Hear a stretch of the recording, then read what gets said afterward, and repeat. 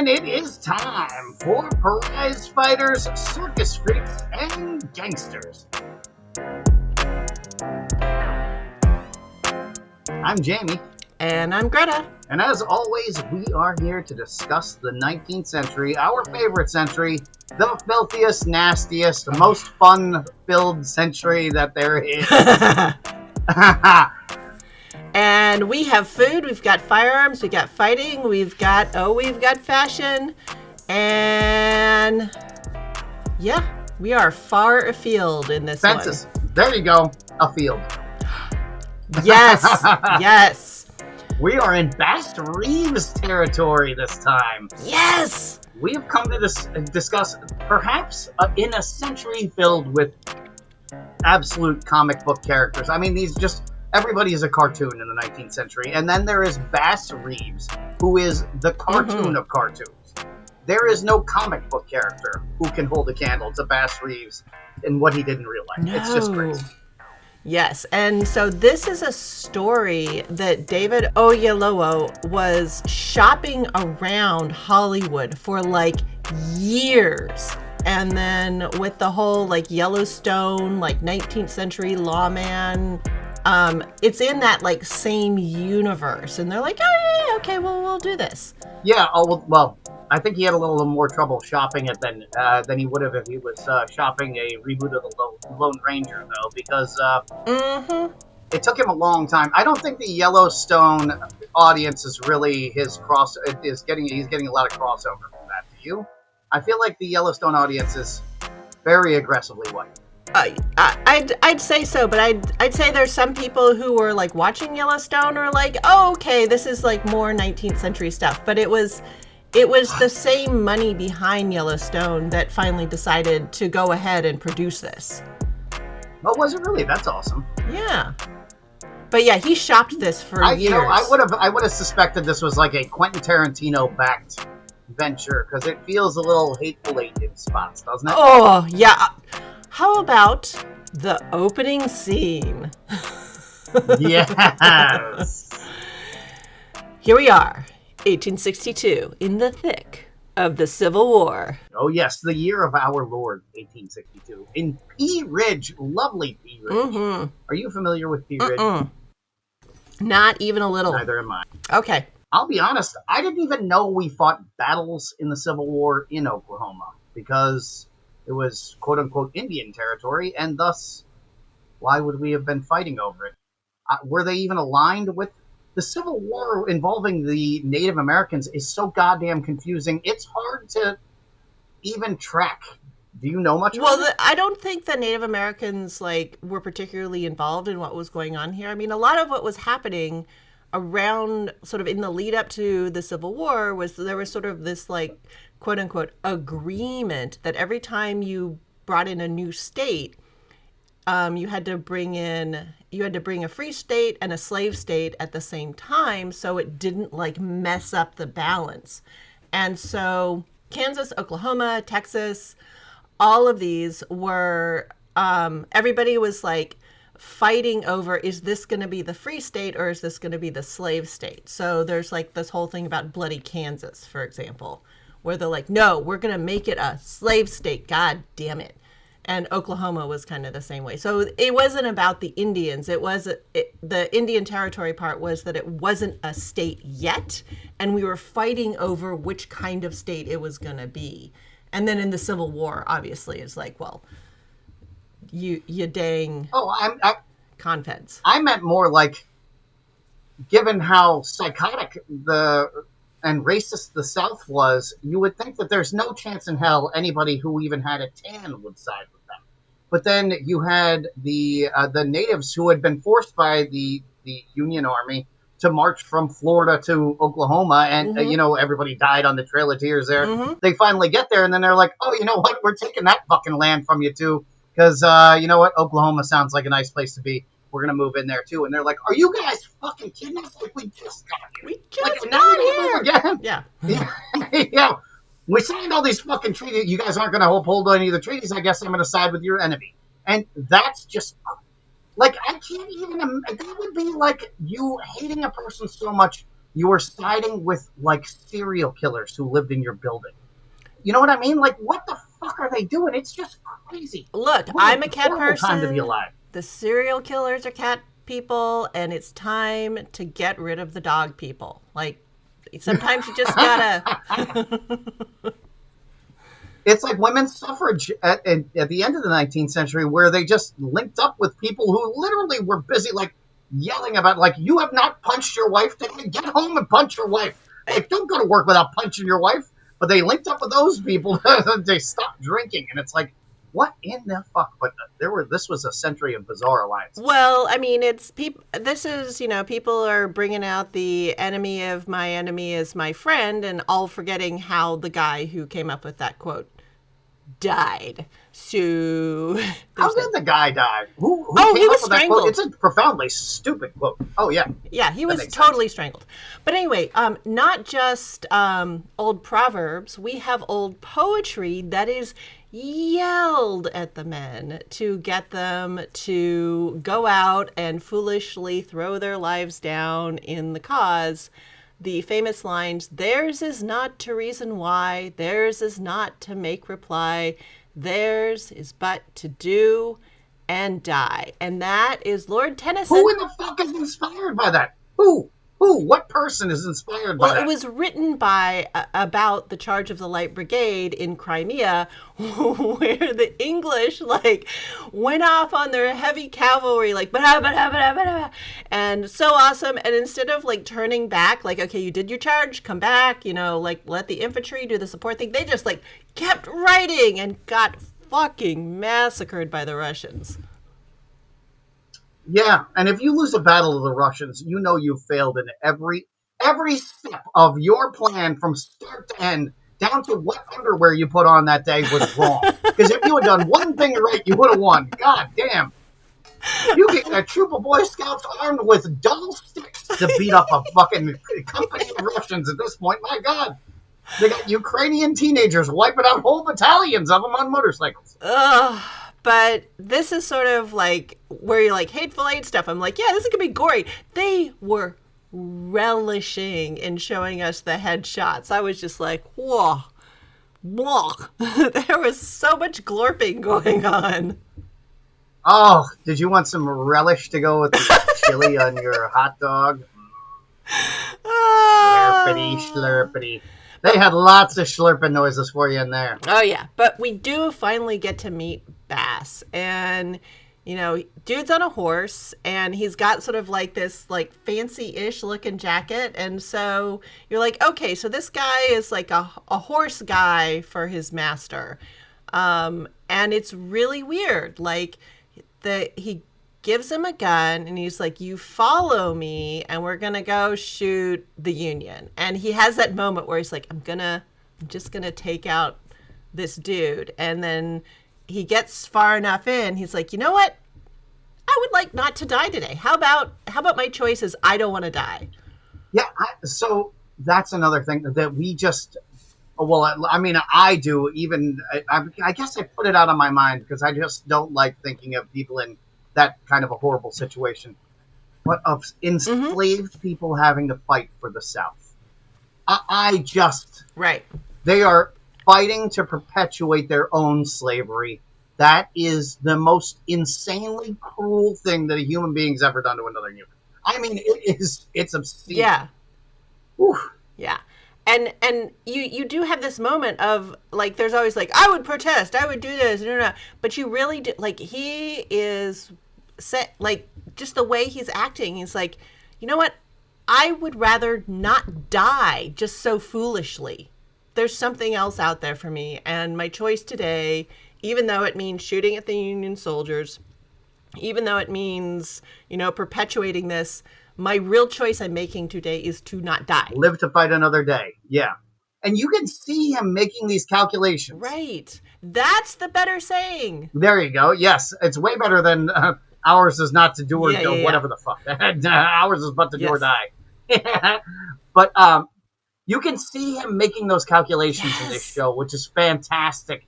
So he's following this who is it? He's following this general into battle, his master, Massa and you Reeves. see him going. You can see his first thought is, "I'm just going to shoot you the second you fucking turn Mm. around," and then you can see him kind of glance to the side, like, "Oh nope, I'm going to get shot the second I do that." So then you see him riding towards the enemy and literally calculating, like, "Can I do it now? Maybe now. Now.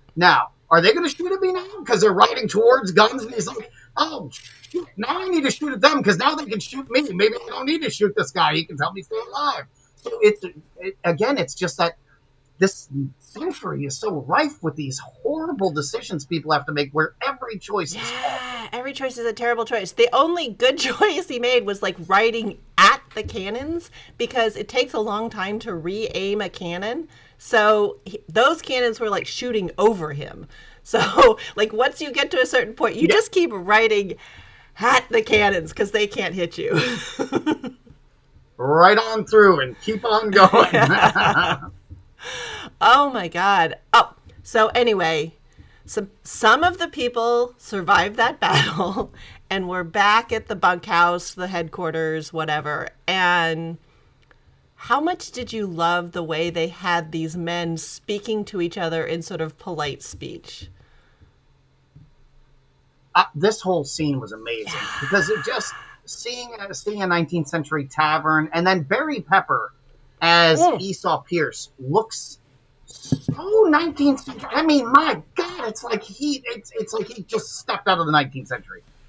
I mean, I only really know him from that Battlefield Earth movie. Oh, okay. I've never seen that. I know it's the L. Ron Hubbard or John Travolta or something. Yeah, it was a Scientology sci-fi movie with so he was in it. He was a star of it, and his career like popped and then just went away. It was like, well, Scientology didn't do it, and he kind of vanished. But my God, he's amazing in this. And so the character he plays, Esau Pierce, is a fictionalization of a guy. It doesn't really name. His name is Stan Waddy. It's a weird ass name. But so he was the leader of the first Cherokee Mounted Rifles, and this is where I really find it interesting. Like, so they had these different groups, like the first Cherokee Mounted Rifles fought for the Confederacy until this one battle in Pea Ridge. And then they were like, what the fuck are we doing? No, we're just going to fight for the Union. And then they just, that was the last time they fought for the, and then they got abandoned by the Union. And they were like, God damn it. Like, everybody hates us. But, yeah, I mean, there's the whole thing about the five they call them the five civilized tribes. And it's like, these were the good Indians. But anyway, one of the things that they did is they actually had slaves, but in a lot of the Native American culture, holding slaves was just like a flex. Look, I have these people and I am so rich and I have such a big family, like they can just sort of sit around and not do a lot. So, one way that the Confederacy got some of these five civilized tribes, or at least bands within them, to join up is like, oh, they're going to make you give up your slaves, which were like a signatory of wealth. Oh, okay. I see. Yeah. So it'd be like, they're going to make you give up your house, or they're going to make you give up your car, or whatever. Right. They're going to make you use electric cars, and you will never be able to get to the grocery store, or whatever they say. Drink fluoridated water, and yeah. Send your children to school. Well, okay, the Indians did have a point that they did not want to send their children to white people's school. They had a point there. Yeah, it was a bit of a torture chamber, wasn't it? A bit, yeah. But anyway, so back to this tavern. The Inquisition would have been a nice summer camp. At least they would have gotten a break from the regular torture. Yeah, right. They could have gotten a little Spanish action, mix it up. But yeah, so back to this tavern, and where these guys are doing the, well, I say, sir, I do believe that what you said might be found offensive by... That was just great. But these guys are right bastards. But you are steeped in that culture. I can't believe that you could, because your family is at least from the South, so you're used to that, like, bless your heart bullshit. Oh, I was just saying they did insulting you to your face. They did a really good job of depicting it, like not going over the top and like not missing the point. And the fact that they were using this like kind of florid, very 19th century appropriate, like super polite language, like they did a great. You can't possibly go over the top with that. You can. The more polite you get, Well, I've never seen it. I guess you'd have to be I'm there to just see saying it. they But I didn't mean, make a I've seen it laid on really, really yeah, they thick. didn't make like a cartoonish version of it, like Foghorn Leghorn kind of thing. No, they liked it. They did a great job of just showing how these guys are like looking daggers at each other and yet talking to each other in this like polysyllabic, florid. Oh yeah, Yeah. I can see them just smashing any cell phone you brought on the set here for it being, either just ruining the vibe. Right? Right. Yeah. None of these men are going to have a wristwatch. Don't you worry. Yeah. And every woman's head will be covered. So help us Yeah, God. just about. But anyway, he manages the Reeves, Master Reeves, Colonel Reeves manages to piss off the general to the point where the general's just like, fucking go home. Just get out. Get out. You're causing too much trouble. Well, he was pointing up the myriad fuck-ups of the Confederacy, and the Confederacy's primary problem was logistics. It's true. And they consistently, math was not their strong suit. So and so this was really, I thought that was great too. Like, even, like, you hate this man, but he has a legitimate gripe against his own he people. does. So when they were like, now you're a dickhead, fuck off, you're like, I side with this man. I mean, this is one thing that was always sort of fed to me as a kid, that like, oh, the South should have won because they had much more military training and this proud military tradition. But in the grand tradition of all military logistics, their logistics were focused on like previous wars. And so they were still working on the idea that they were going to be able to like feed the troops off the land and forage and like do the medieval and thing and whatever. And which they knew for a fact had not worked when Polk invaded No. Mexico. They knew that they No. needed these logistical systems, and they had to put them in place for that war because we fucked that thing up so badly. right. And, Napoleon over on the continent, lots of things, but the dude could do logistics. And he was like, yeah, this foraging shit isn't going to work. We got to figure out canned food. And so by the time the Civil War is happening, the North is like, we got railroads and we got cans of beef. So watch out, South. Yeah, and factories and bullets. Yeah. Yep. Oh, bullets. Yeah.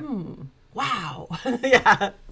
Yeah, they had a variety of things the Southerners didn't have. We can, not only do we have stuff, that didn't stop the British from trying to get them something. We can get it to our guys. How about that? Exactly. There's another. So the British could have gotten materials to the South, and they did run blockades for them and things like that. Mm-hmm. But that's another weird thing in this convoluted mess of alliances that is this era, that the British abandoned slavery before the United States did. So they have abolished slavery, but they've sided with the Confederacy in our Civil War, which is just... Because cotton. Yeah, but it's just, like, every bit of it is fucking crazy. Like, everybody's fighting against their own interests the entire time. It would be like if a boxer was punching himself in the face with one hand and then trying to punch the other boxer with the other. It's crazy. Oh, and the abolishing slavery thing is like this British territory, and they're like, well, that's not like Britain per se, so I guess they can have slaves. And then in the places where they did totally abolish slavery, then they just started like putting people from India in indentured servitude. No, it's not slavery technically. They can never leave, and they don't get paid. Yeah, it's But like we're the Florida calling penal it system. something else. Yeah. There you go. And of course the English are great for like, well, if we just delay making a decision, then we like don't make the wrong one, right? I think. Is that how it goes? We just wait long enough, the problem will go away on its own. Yep. That's a strategy they often follow. It's like they put 15-year-olds in charge of the country. So anyway. That is the ultimate 15-year-old policy. I'm just going to wait. I'm going to wait it out. It'll probably go away. Yeah, maybe they'll forget about it. Mom will Or definitely Mom will do it, one or the other. Yeah. Mom does not forget about it. Okay, so No, they never, ever, ever. so they head back to the Texas plantation where the Reeves Grande Family home is, and he rides up and he's like, "What? No trumpets, no garlands?" I'm like, "Dude, war's not over. Who's celebrating?" Haven't you seen Gone with the Wind? There's supposed to be people there. There's fanfare and bunting. Oh, right. Right. Yeah. But nope.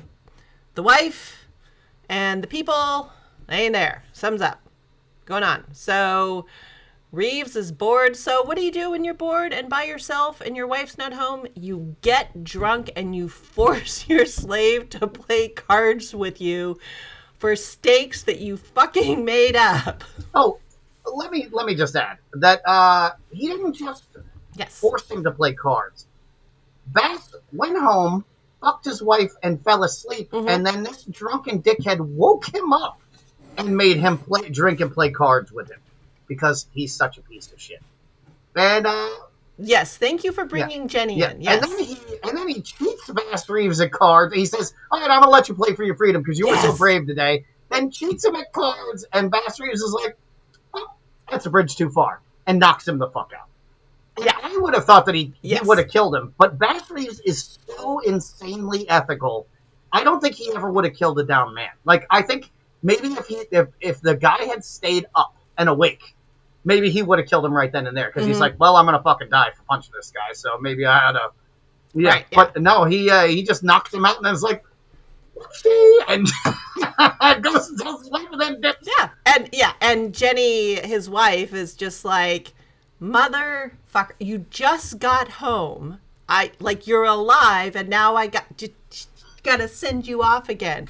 I mean, Jenny is a smart woman. She knows, like, motherfucker. But, I mean, she's clearly known Bass for a long time, and it's just like, I don't know what to do with you, dude. All I want is you to not be dead, so get out. Well, plus, I mean, there's later on, I think it's like in the third episode or something like that, since we're covering 3 episodes of one, I can jump forward.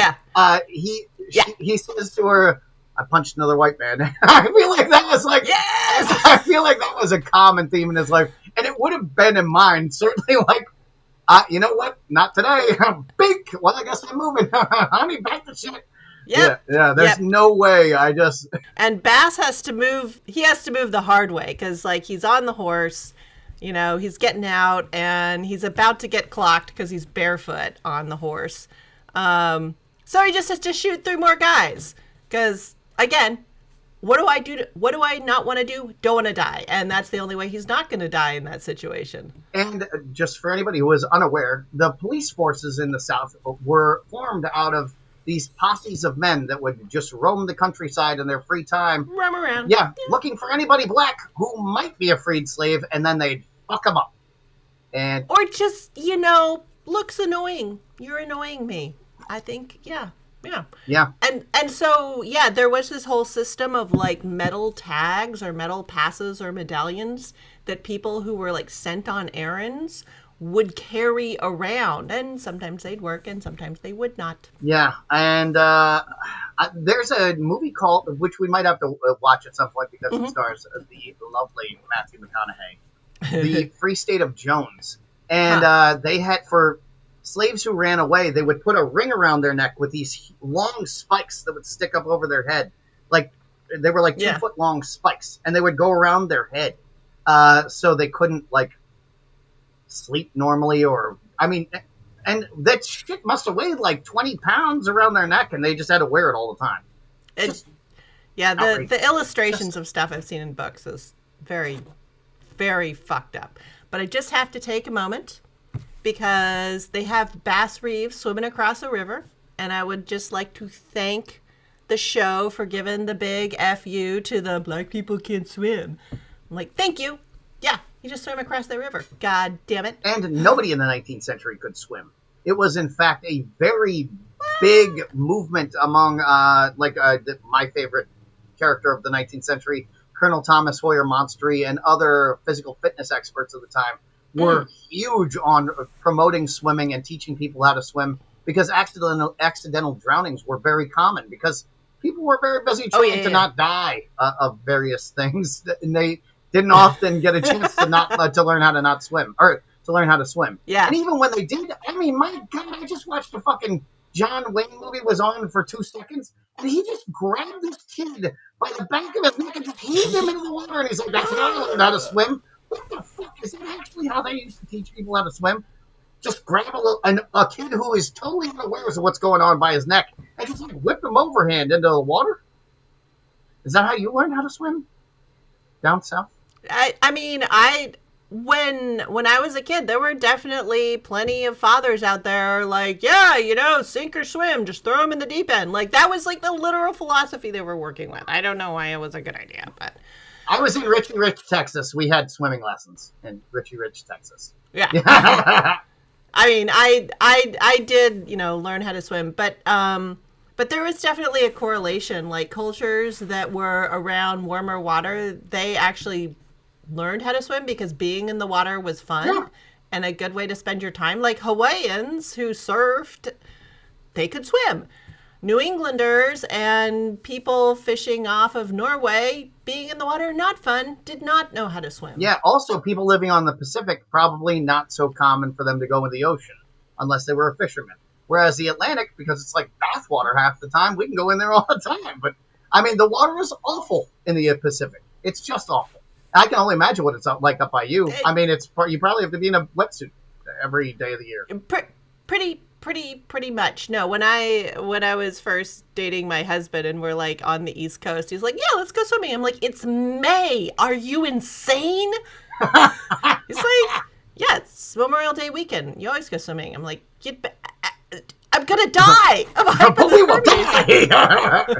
He's like, "There you want." Your teeth are chattering just thinking about it. Right. And I was like, what's going on here? I am not blue. What the polar bear bullshit is this? Exactly. Yeah, I stepped in the ocean in Florida in February one time, and I thought it was a prank. I was like, this can't... What? That's the temperature of water? What the fuck is happening right now? This is a hot tub. Well, I mean, if it were in the last couple of years, like, yeah, it is a hot tub and all the fish are gonna die. Yeah. But yeah, I know what you mean. Thanks for the reminder, Greta. Little existential dread in the middle of the episode. Why not? Hey, I mean, existential dread is what Bass Reeves is doing as he's wandering through the alkali flats of Texas trying to escape. I mean, we are doing some serious, like, pretty much dying and rebirth kind of thing. Yeah, and when you, like, thinking back, like, even the origin of him sounds like bullshit. Like, he's a slave who knocked out his master and then became free. Like, he freed himself and then joined a tribe of Comanche, or what is it, Choctaw, and then like Black Seminole. Oh, Black Seminoles. Okay, Black Seminole. Yeah, like and then he arrested 3,000 people of every color, and it's just like, how could this even be a thing? Like, this man should be on the dollar bill, right? But we've never heard his story before. Just no. So, what do you know about the Black Seminoles? Absolutely nothing. Okay, so I was like, okay, if you don't know, I have to tell you and everybody else. So, for a long, like, Florida became a state in the U.S. late because Spain was like, no, you're not going to have it. You can't have it. And sure, we may have slaves in other places, but in Florida and Mexico are free states, like free polities. There are no slaves, technically, there. Mainly just to piss off the U.S. Oh, really? I mean, there are no slaves, quote unquote. Please don't look at the silver mines. Please don't look at the silver mines. Please don't look at the silver mines. No. See, those are different because the church or their encomiendas or like they communally own the land, which we own, and because we own the land, we own them. Shush. What we're saying is, screw you, America. The Chinese literally pulled this entire marketing campaign for Xinjiang. They're like, fuck you, America. At least we don't have half our population in jail. Right. So quite a few people who ran away from plantations headed south to Florida. And there was the confederation of different tribes in Florida, which sort of got all sort of glommed together in the Seminoles, and they became known as the Black Seminoles because runaway slaves would join in there. And so when the woman that he meets. Well, and Native Americans were considered black legally. Also, yes. Were they not? Maybe, sort of. Okay. It depends. Sometimes red, sometimes just Okay. savages were. I'm not about color. I'm just, are they Christian? You know? Yeah. But at this point, they're all. I'm colorblind, so if they're not white, fuck There you them. go. But at this point, they're just fucking Spanish, and we hate them for that. Anyway, so when she's talking about, I did this, and this is my son, so he would never feel the white man's lash. Like the Black Seminoles held out and like lived in the swamps and the mangroves of Florida for a really long time. Just like being uncatchable. And because they knew how to live there, they weren't starving like the idiot, Europeans who are like, there's an awful lot of mosquitoes here. Does anybody have a fishing hook? But yeah, he runs across this woman who's part of the Seminole Nation, who's out in Texas somewhere. And he ends up on the kitchen table. Did you have, I was like, because that's where you put somebody. Like, that was the biggest flat surface in a home that wasn't the floor. If you ever read about surgery that happened in any time period before now, like before the 20th century, well, obviously now it's the 21st century, but it happened on the kitchen table, right? There was no other place it was going to happen. Because it couldn't happen in bed. You're going to fucking destroy the bedding. You have to do it on the table where you can just wash it off. You've got, cotton or linen ticking the outside of the mattress, and then the mattress is stuffed with like hay or corn husks, or if you're really lucky, goose down or something. But you don't want to get like blood and blech and over afterbirth and all kinds of shit in there. Every baby born in the kitchen. They were not born anywhere else. All in the kitchen. No. Well, kids could be born not in the kitchen, but women weren't lying down to give birth for most of human history. That was a making doctors' lives easier thing. Yeah, well, and also, I guess, just fuck gravity, right? Who needs it? Yeah. There you go. So we get the time passes, and Bass gets better, and yeah, he's living a pretty good life here with, this Seminole Creek family in Texas. Things are bad. No. Well, I mean, the guy is as earnest and diligent as a person could possibly be. And I love both those words. And I try to exemplify both those words. But, this guy is a cut above anything. I mean, he's just unimpeachable in every way. He's good almost to a fault. I mean, in real life, the guy arrested his own son for killing his daughter-in-law. So, you didn't know that? Shit. Oh, yeah, he is a G. Yeah, this dude, he couldn't be bought. He arrested his own son for the murder of his daughter-in-law. So this dude just, everything he did was the right thing. Or he did his best version of the right thing. So. Right, yeah, there were definitely some moments where, his decision was, I'm going to do the thing so I don't die. But, I really feel like in a lot of cases that's not a terrible thing. But yeah, in this case, the fact that he's good with horses, he gets a job and is like, you can stay. He pulls his own weight and then some. He's good with horses. He can shoot. He can shoot. Yeah. I mean, he can do all kinds of stuff. This guy's he is the ultimate man. Yeah.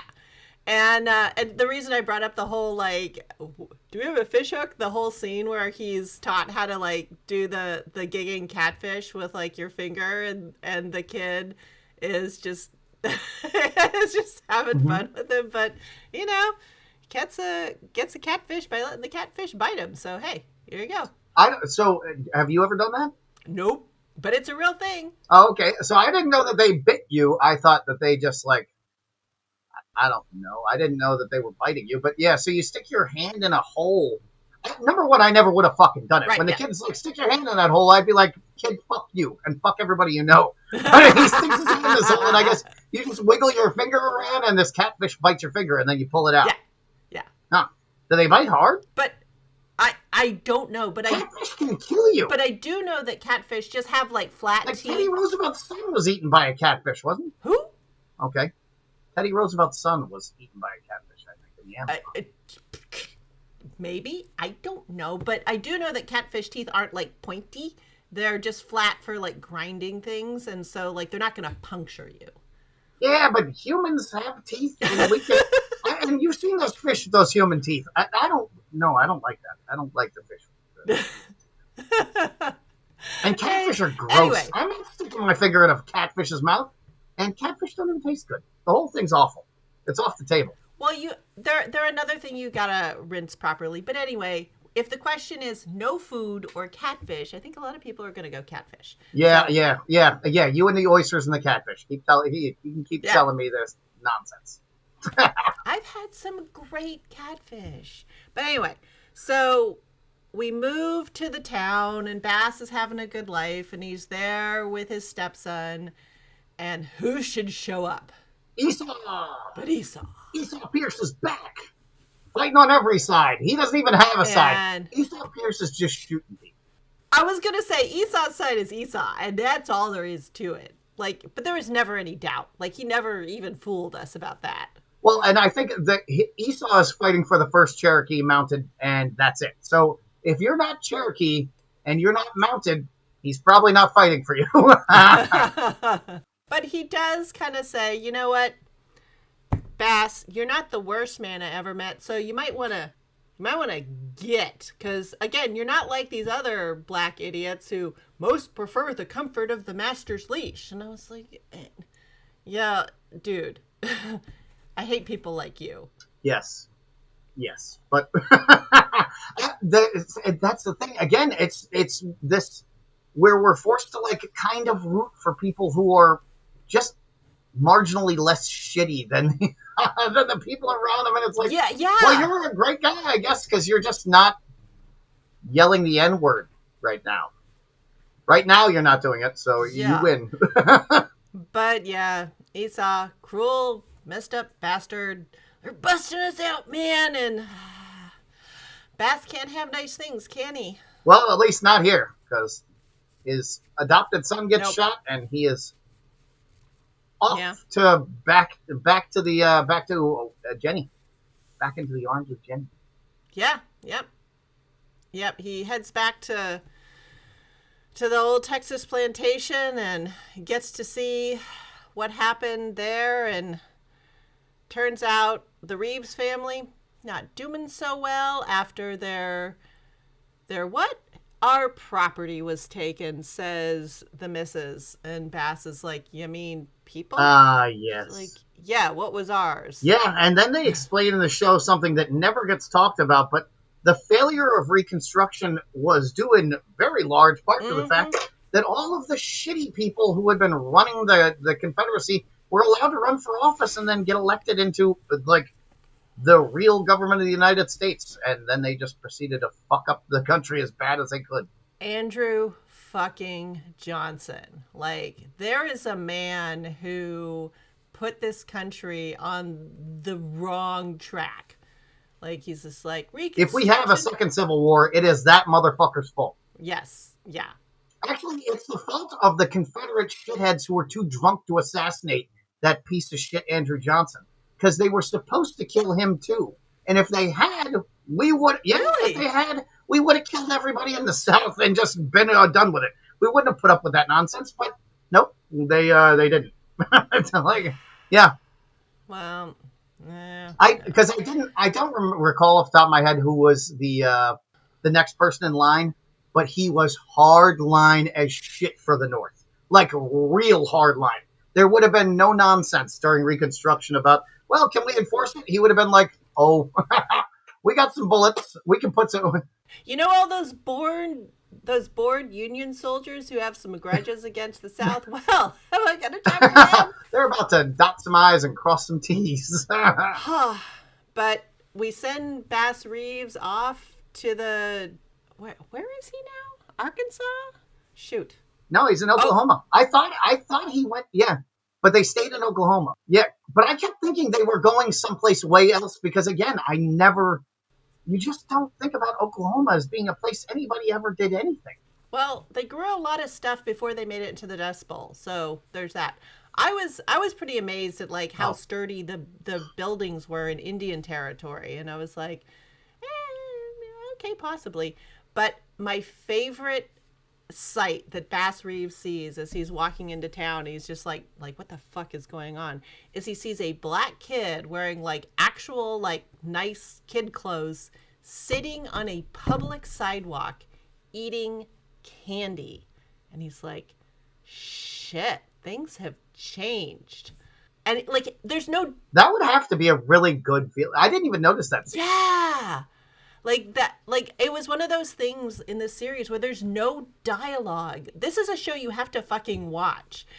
They're not going to explain shit to you. And so I'm like, I can see why people kind of badmouthed it, but they just let the scenes speak for themselves sometimes. And like coming from being a slave and you see a kid wearing well brought up, nice Mm-hmm. new clothes sitting and eating store-bought candy on a public sidewalk, and he's just sitting there.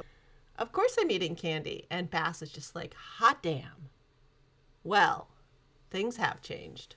Yeah, that would be like walking down the street in North Korea right now and seeing some kid you knew was in a prison camp 3 days ago was now happy and sitting on the sidewalk eating candy in brand new clothes, Right. like just decked out in J. Right. Crew eating a Happy Meal. You'd be like, "Holy shit, we really did it!"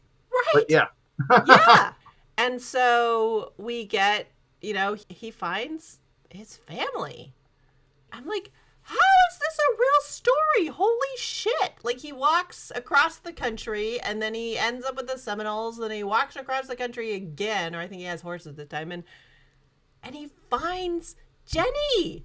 yeah. Well, I mean, and back then they didn't even really have last names, so you were just like asking about the first name of a person who used to live in such and thus place or used to work for Master Right. Reeves or whatever. Who's Yeah. from here. Yeah. And she's about this Yeah. old because you don't even know what year you were born in necessarily. Right. So probably did not. Right. I mean, Yeah. just the whole thing, like, okay, this is just magic. And, like, of course people are going to believe in miracles when shit like this happens to them, because it kind of was. And it's his kid, and she's wearing, like, a nice dress, and baby has shoes on? Holy shit. Like, no wonder the man doesn't want to die. He's got some good shit to live for. Exactly. But farming is not for him. Farming is not for him. No. Yeah.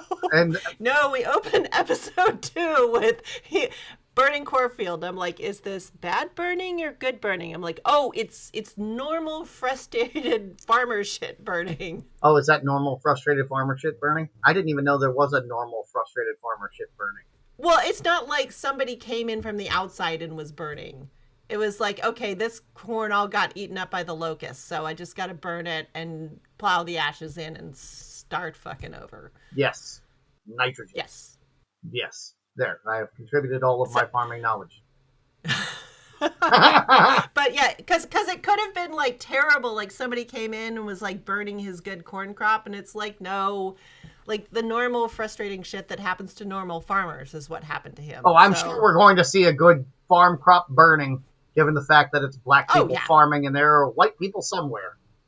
So right, but for this one moment, Yeah. it was just like, no, this is happening because he's a farmer, not because he's black. yeah, but the first time that his neighbor hears that he had one more ear of corn or even the same amount of corn, he's dead.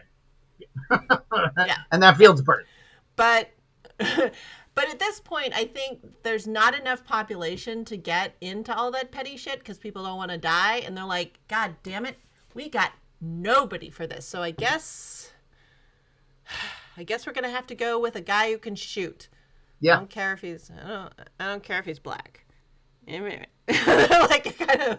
Boy, Dennis Quaid was a really good casting choice for this bounty hunter, given his the news that he had yesterday. Dumbass interview he had. Oh, did you not see? No! What did the guy play? Yeah. Cheryl Lynn or whatever. He's voting for Donald Trump because he gets shit done. No, he doesn't. He just takes your money. Well, that's what drunken Cheryl, whatever the fuck his name is, Cheryl Lynn had to say about it. because they're the savages. This is a man that, let's just remember, this man's brother has been on the run for years, thinking that the Hollywood slasher is coming to get him, and the Hollywood slasher is some Are you talking leftist about crazy Dennis person. He Quaid? says, who was just killing off all the good. Oh, that Yeah, is such a yeah, tragedy. I mean, The Big Easy, that movie, way back in the day, that was like the first movie I saw Dennis Quaid in, and I was like, that is a good looking man. And then, yeah, we lost him. yeah. We did, and I didn't think it was possible, but boy, what a good looking man. He was like a better looking version of Harrison Ford. Right. Like, Yeah, Inner Space back in the day, that was a phenomenal movie, and he was just, but yeah, how the mighty have yeah. fallen. I will say when I saw The Big Easy in the theaters, he came off to me as a shockingly attractive human being, is how I thought of it. Yeah, kind of like, well, he had that kind of like Aaron Eckhart look when Aaron Eckhart was younger, and just like Right, yeah, so good yeah. looking, you're almost mad at them. Like, what the fuck, dude? You really gotta be that good looking? But I think Dennis Quaid was also like a Ah, football star in college too, so he's like the good okay. looking jock All right. who can act too. So Okay. But yeah, so we get Bass Reeves recruited by terrifying Cheryl, and for very good reason. Jenny thinks, kids, get in the house. This is going to be bad. yeah, yeah. But then she's and I really like the way that Jenny is the woman acts. Like, she acts the shit out of this role. She has such a great stern mom face. Like that mom Yes. face. I don't know if you have that. I've never seen your mom face, but I had a friend whose mom was terrifying. And she just steered you into doing what she wanted you to do with a look. And she just threw her around. She always seemed mad. Jamie Lewis, go do this. I'd be like, oh, fuck, I'll go do it. Because my best, yeah, Yes, yes, yes, yeah, ma'am. Yes, I yeah, will. exactly. Yeah. And No, she has that vibe. I super do love that Jenny definitely has her own life. She has her own internal life. She has all these things that they worry about. And Bass and Jenny have like this Lucy and Bill O'Hara thing going on. Yeah, They're good together. They like they have normal life shit going on, which I love. I love for them. yeah. Well, it's the thing that we always miss from motivations, and we always think that like all these famous people have these like lofty motivations, when in reality it's always just the same stupid petty bullshit that drives all of us through every fucking day. It's the same for everybody else. So it's nice to be able to see that in like their daily life, and like they're getting a piano and just all the little stuff, doing the Yeah. laundry. It's just all, and she's even like telling her like, "Oh, fold that neatly." And I mean, just the little tidbits, like you said. It's just, it gives you such an amazing slice of life in this show. And again, you have to watch the show because they're not going to spell it out for you.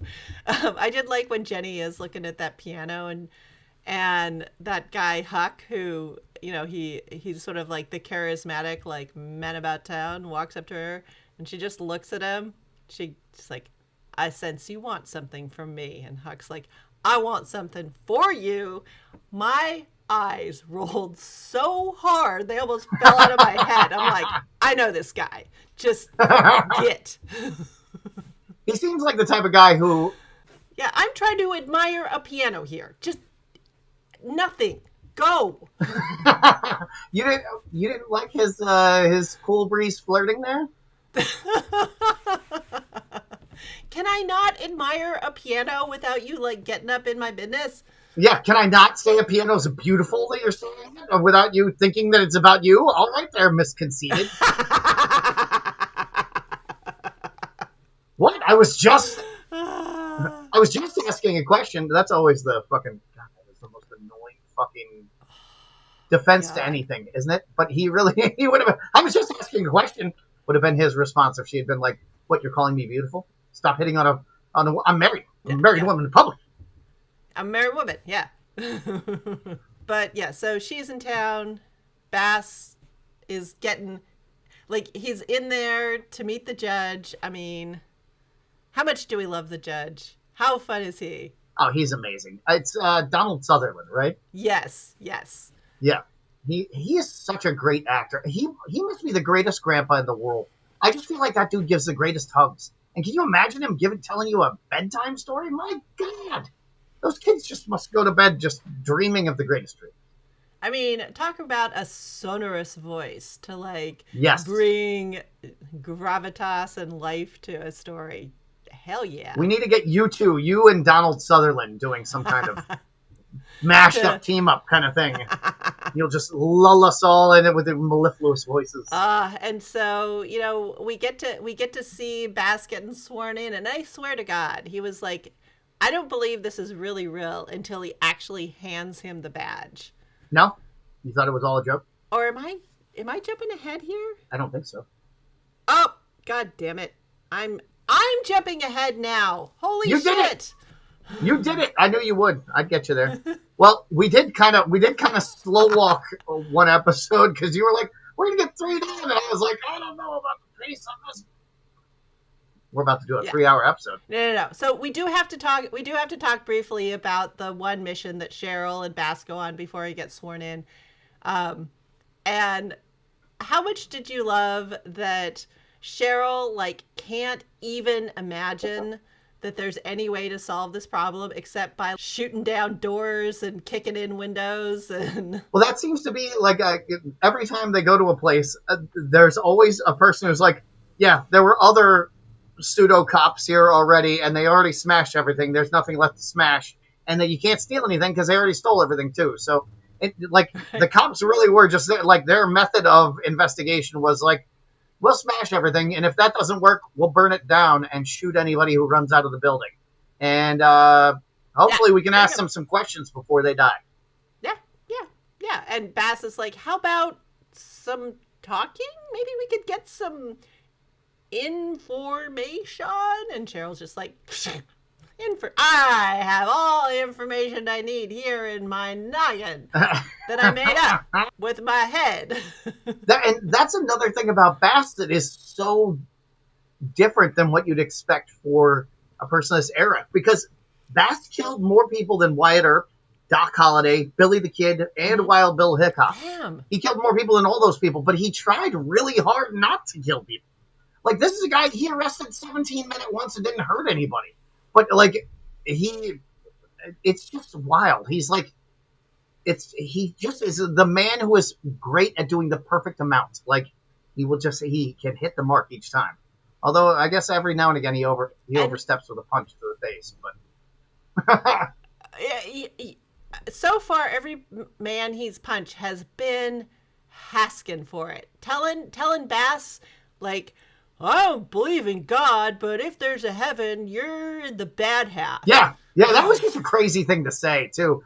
I guess people were saying, yeah, that was, so for anybody who has not seen this show, he's pointing up at the stars, and they're looking at the sky, and they're talking about heaven, and he's like, oh, no, black people don't go to heaven. You think black people go to heaven? No, you see that spot where there's no stars? That's where you're going to fucking go if you go anywhere. And it's like, how would you even speak those words to a person? Why? Yeah, why? What good does that do you, even if you believe it? Yeah. Well, because he's a mean bastard. That's why. He is indeed. I mean, we got that established. But yeah, I mean, I do love how much Bass does not say.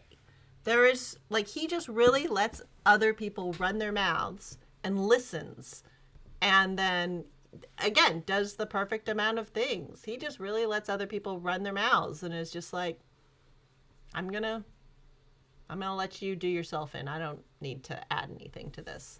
Yeah, you know what? I found that you can really be far more cutting when you do that and you lay back and let people just run out their rope, and then you just throw in an almost non-committal remark and response that they can read judgment into. Oh my God, you can just kill people on the inside with that.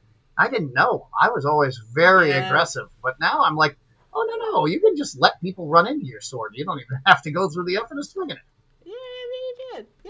Yeah. But I mean, Cheryl is definitely a run into the sword kind of guy. I mean, when they're trying to get that guy, the whiskey smuggler, out of the cabin, Bass has this down. He's got it covered.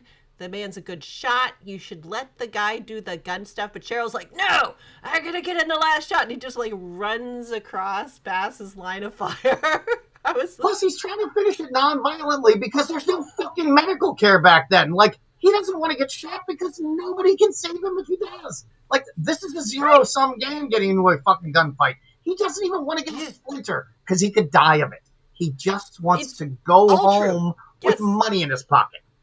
So he's just like, let's go get this Billy Crow. The judge can handle it. That's what judges are for. We don't got to go in and Right. shoot everybody and burn all this shit No. down.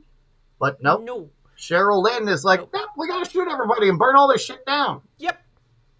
And man taking his life into his own hands, eating canned food in the 19th century, and Bass knows better than to do that too.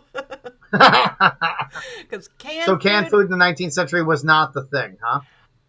It could kill you because they like salmonella doesn't get sort of identified until about the Civil War, and people, they're like, yeah, so there's these things called germs, and there are a lot of people who are like, germs? No, it's the humors. You are mean to God. You've been cursed. Germs. I'm not gonna wash my hands with your soap, you pansy. Yeah. Yeah, this is right around the time that a doctor in Vienna went insane from trying to get people to start washing their hands in obstetrician. So, yeah. Yeah. No. Pasteur does this thing in 1861, and a lot of people are like, germs. You're funny, little man. Yeah. Yeah. So, yep. They make it back. Bass, picks up the Bible from the poor guy who, got shotted by the Indians who didn't want to convert to Christianity, and they head back. And yep, I guess I'm a deputy marshal now. Whee! This is finally where we get to meet the judge, and Bass gets his star, and he's like, yeah, okay, this is real. This is real. I'm always ready for these dudes who promise me stuff to just yank it away. I'm ready for that. I'm at peace with that. When all the marshals showed up at his house after he punched Cheryl Lynn, I think everybody who was watching that show probably thought that he was going to get shot and didn't expect Cheryl Lynn to be like, that was a good punch, and I like how earnest you are, and I know you're not going to get bought off, so how about you come shoot people with me? It'll be awesome. Yeah. And so, yeah, we get to see Donald Sutherland. And again, Bass Reeves does not say a lot. He lets other people do the talking, because I'm sure he's learned that there is very little profit in shooting your mouth off, or just let other people talk, man. Yeah. Well, he keeps punching his way out of money, so I imagine that's part of it. He's like, maybe I ought to just...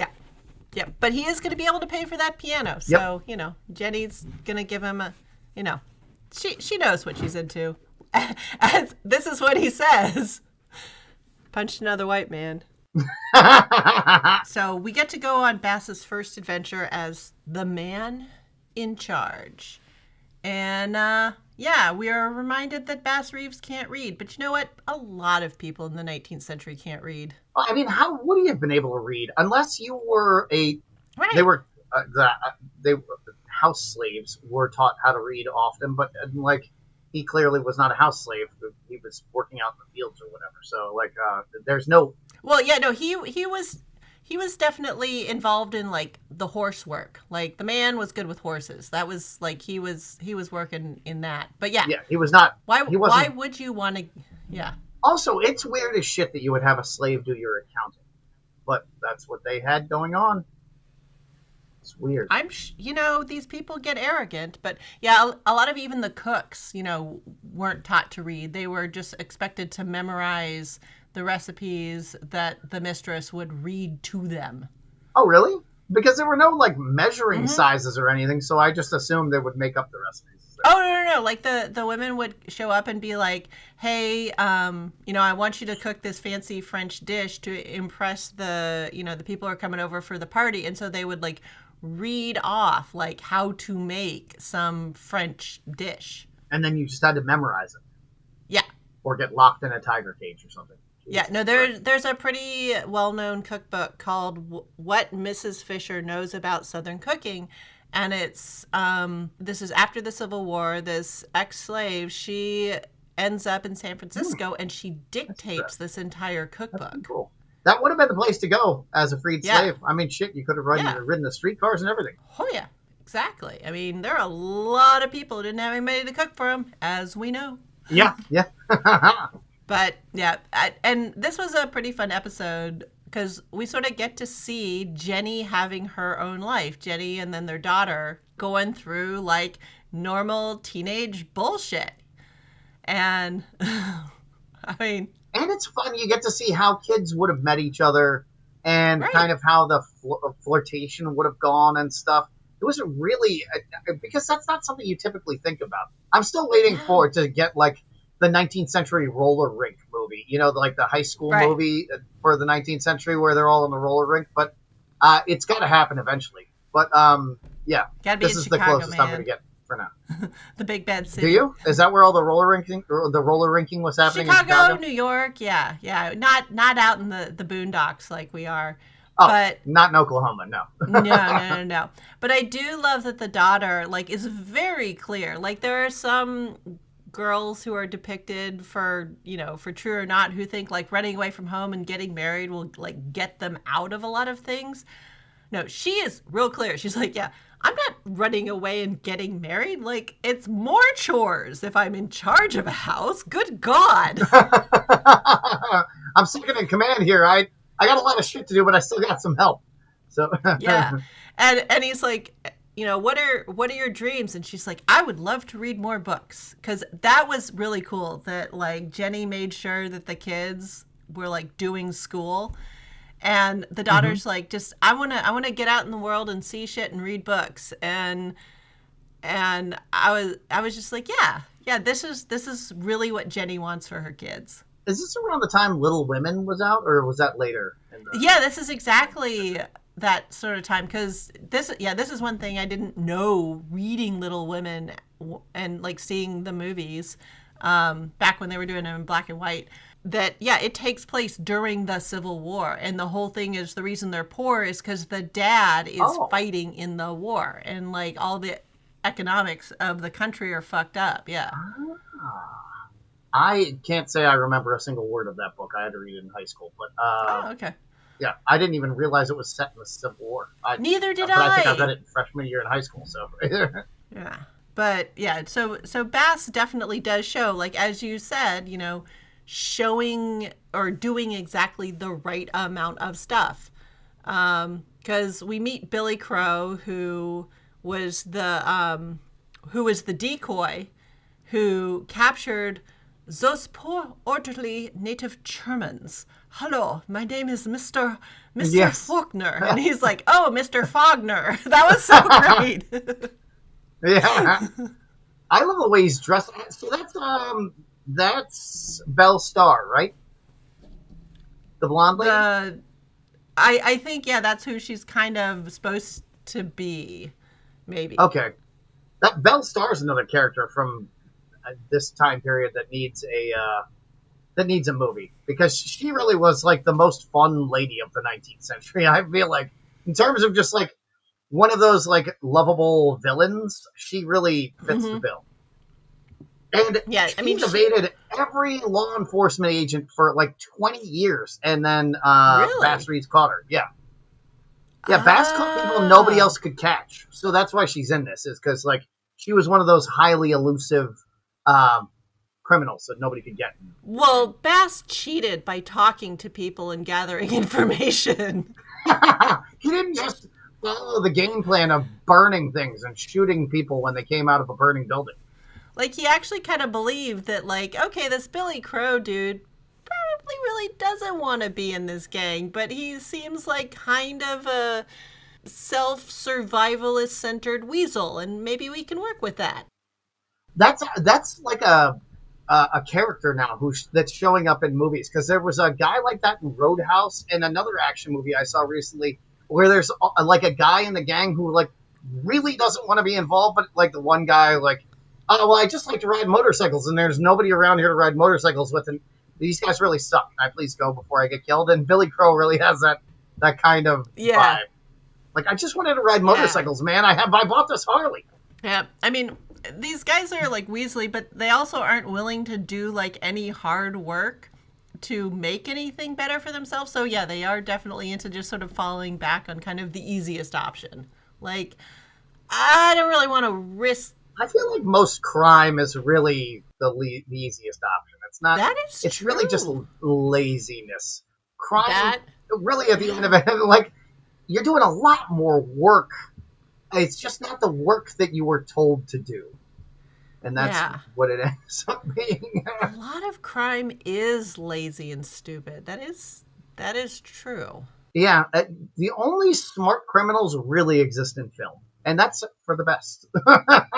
Well, and we never hear about them because they do like a few smart things. I mean, this is what it's coming down to with Sam Bankman-Fried. I mean, guy was just a lazy jerk who's like, you know what?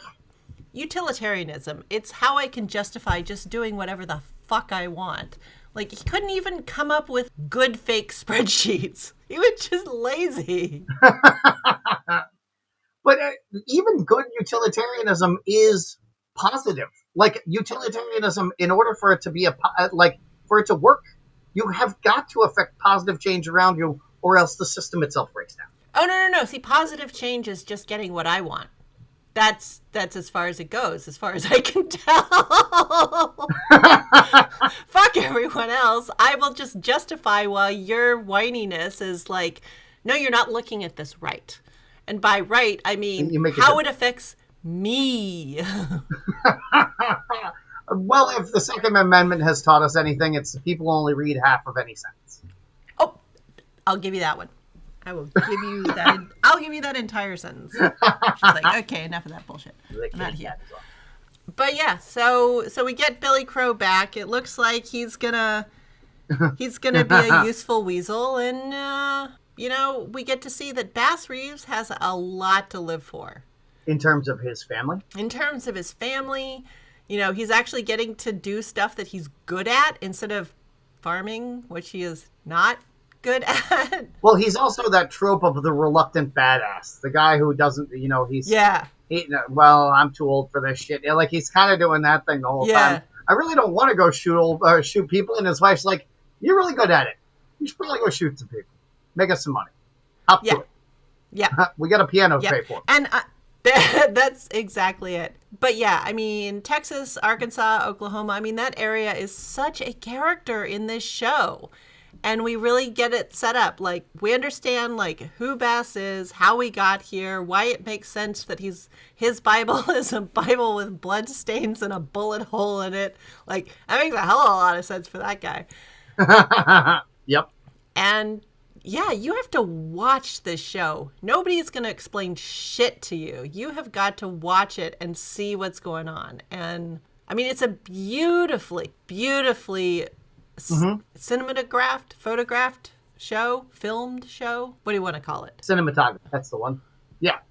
But there you go. I also love the carriage culture in it because, and this is just a theme that I just really enjoy ever since I started learning about chariots. My wife and I went down a rabbit hole one weekend and just watched every documentary we could find on chariots. Car culture has existed since people have put wheels to a cart. Mm-hmm. And so when you get to see it in the different time periods, like you get to see these super ornate carriages and things like that, it's really fun because this is like you're looking at the Bentley of the times. Yeah. And there's that one really ornate carriage that bells in, and the posse guy walks up to her and is like, yeah, do you have to keep banking hours when you're in that carriage? Because it's like so ornate and shit. And it's almost like she would have leaned out if it was the 80s. She would have leaned out and said, excuse me, do you have any grape? Exactly.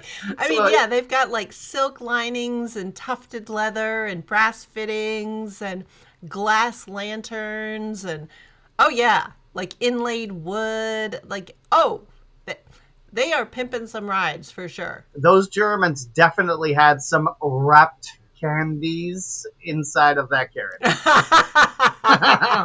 But can they give you a wrapped candies? Oh my god.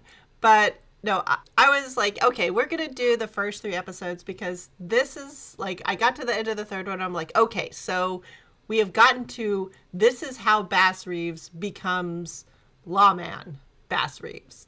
Deputy U.S. Marshal Bass Reeves. This is his origin story. And it's a hell of a story. I'm like, wait, what? Like, I had to remind myself at the end of this, like, this is real. This isn't like somebody wrote this. Yeah, the whole thing just seems so crazy. Even down to, so basically, you're a criminal, and they're like, you're a criminal who's shooting in the right direction, so here's a badge. And then also, there are just going to be shiftless layabouts who are going to be hanging around the courthouse who are not actively wanted for any crimes, I guess. And those people you will hire to help you go murder people out in the wilderness. And they were called posse men. And that is so fucking berserk. Like, so in a different time, when I was down on my luck, I'd be like, well, I'll just go down to the police station and wait around for somebody to come around and be like, hey, you need some help with killing? Because I can kill, and killing time is good. I can kill. It's almost like they were the bouncers of the Indian Territory, or like the Greater West. He totally was the bouncer of he really was totally the bouncer of Oklahoma. Yeah. And he bounced the shit out of Oklahoma. I mean, so at some point I am totally going to look up the biography that this comes out of. I mean, the title of the first volume, Follow the Angels, Follow the Doves. Like, that's the book that they're pulling this from. And I'm like, all right, I'm going to have to check this out. All right. Well, you're going to have to report to us and let us know how the book holds up against the TV show. No kidding. Well, I think that was a good start off to this whole thing. Beautiful series. I can see why some people were kind of bagging on it, because you have to like watch it and think about it. It's not going to explain every single detail to you, but I like it. I like that about it. This really is kind of a grad school level historical drama, though. I mean, it's not for anybody who's reading at a 7th grade level. You really got to kind of step up your game, and like you said, you got to pay attention, and you have to be invested in kind of. You have to be willing to throw yourself into it, I think, is the thing. Yeah, this is definitely a show that I don't think you can binge the whole 8 episodes, but watching it in larger chunks, I think, is a good way to go about it. So you can really sort of immerse yourself in the scenery and the time and the place, and just roll around in it for a while. But the nice thing is, it doesn't get too bogged down in like the endlessly depressing aspects of the 19th century. Because I mean, if you want to get bogged down in how much the 19th century sucks, it doesn't take long. I mean, you can just do it immediately. You can pick any topic and you can get fucked up about it immediately, because it's just like, oh my god, everything's a nightmare. Like, just even down to just lighting the room so you can read a book. Oh, well, somebody stabbed a whale in the face for that. And it's like, god damn. Yeah. Yeah. But that is actually one really nice thing about this. It's like, they really do show that Bass Reeves and his family, like, they have something to live for. This is why people put up with this shit, because they had these relationships and they could look out of their door and see these beautiful places. This is why people want, they don't give up. This is why they keep working, keep trying. And I think this series does something that so few series, especially about black characters, does. It's like, no. Like, life is full of good shit to fight for. Yeah, it might suck at times, but it's hopeful. There's hope there. You just gotta look for it. I am really liking the series. I'm looking forward to seeing the next episodes, and we'll see how many more we want to squish together, or maybe it'll get too action-packed and we'll have to go back to one at a time. I don't know. Yeah. But we'll see. We'll see who he ends up killing in the next episode. All right. Well, since I know you're not killing anybody, what are you doing these days on the internet, Jamie?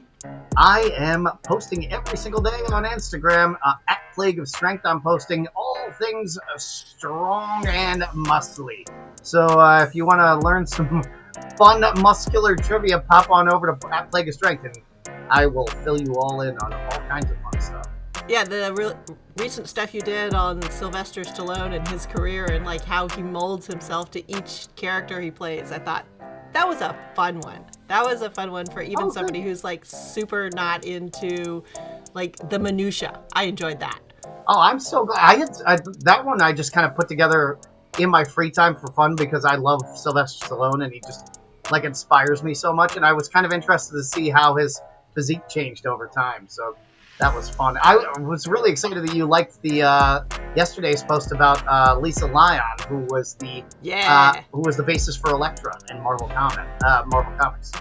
So yeah.